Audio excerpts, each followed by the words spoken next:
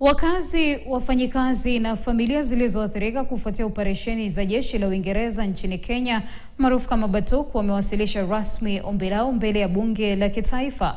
Wanalitaka bunge hilo kuhakikisha wanapata haki ya haraka, fidia kamili na kufanyiwa marekebisho makubwa au kuondolewa kabisa kwa jeshi hilo hapa jijini Nairobi. Aidha, walalamishi hao wanaitaka serikali ya Uingereza kushinikizwa kisheria ili kuwatambua na kuwasaidia watoto wanaodaiwa kuzaliwa na kutelekezwa na wanajeshi hao.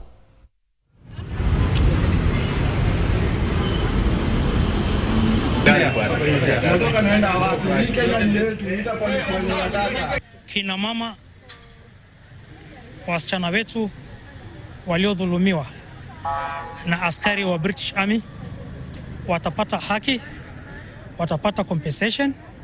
Wale watoto wamezaliwa kando ya ndoa wapate haki yao, baba zao wawe responsible. What has happened here cannot be treated as simply an Anyuki or Laikipia issue.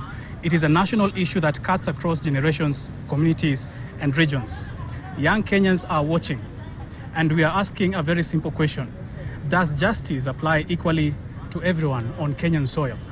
No one has been convicted, no prosecution. From last year November, we were told that the case will be heard this year in November. That's a whole year of us waiting.